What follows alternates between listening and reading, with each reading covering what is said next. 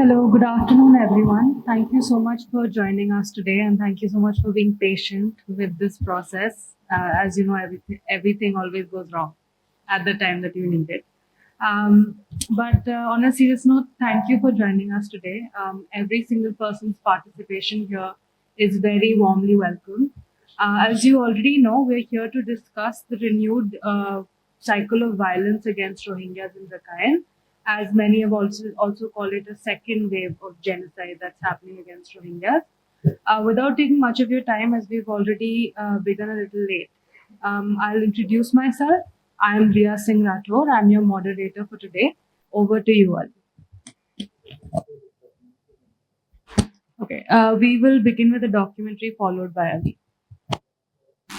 Respected dignitaries, guests, and members of the press, today we gather to confront a stark and painful reality that continues to unfold, one that demands our urgent attention and more substantial commitment.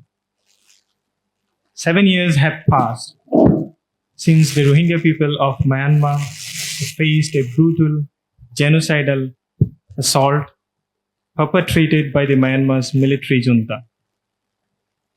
The horror of the dark period have not faded.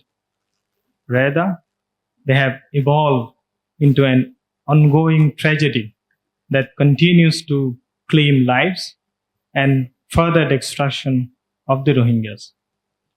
In August 2017, the world witnessed the systematic extermination of the Rohingyas, with more than 30,000 being killed and over 1 million displaced. We remember the unspeakable violence, the mass killings, the rape used as weapon, the burning of villages and entire towns, the casting of innocent children into fire. Such acts were not mere moments of violence, but a carefully orchestrated campaign of dehumanization and a genocide through otherization of Rohingya and massive hate campaigns against the community. And yet, as we speak here, the suffering continues. The Rohingya community remains under a siege, with recent attacks by both Myanmar military and Arakan army, an already dire humanitarian crisis. From the brutal massacre in Hoyasori village to the widespread destruction in Butidong and mass killings in Mongdo recently, the violence perpetrated by Arakan army against the Rohingya is both heart-wrenching and relentless. When the people think of a genocide, they may think it is a physical attack suddenly made to erase the people. However, genocide is far more complex organization of human beings against fellow human beings. A section of society must believe that dehumanizing a fellow human being is a noble thing. And it can only be done through a spreading of misinformation. They must believe that some people are less human and do not deserve to stay alive. During the 2017 massacre of Rohingyas, we have seen such hate campaigns. While victims are waiting for justice, the people of Yet we witness the Arakan army, a group claimed to be liberating the people of Arakan from military operation, following a similar pattern of atrocities, propaganda, hate speech, and racism against the Rohingya. Here, I must quote Matthew Smith of Fortify Rights, who have recently wrote on his X platform.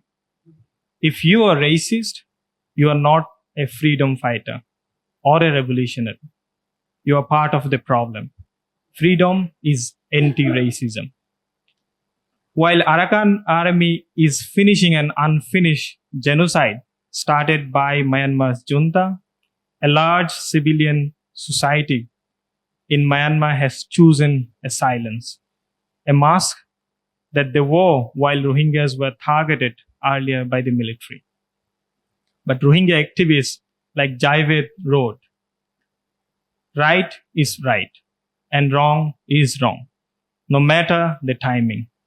If we refuse to stand for what is right because it is inconvenient, then we betray the very idea of a new Myanmar we claim to fight for.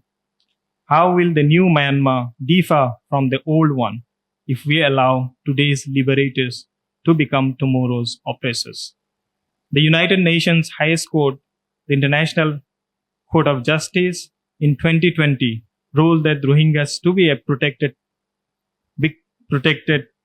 group as victims of genocide. All parties in Myanmar must protect the Rohingyas from further harm. However, defying the world's highest court's rule, both the Myanmar military and Arakan army have continuously targeted the Rohingyas for slaughter, killing, and further destruction of our existence. Today, we're joined by experts here, advocate, activists, and government representatives who have continuously monitored and the development in Myanmar and the Rohingya. I sincerely thank everyone for kindly taking time to join us for this critical press conference. Over to you. Yeah. Thank you so much, Ali, for such a strong and important statement.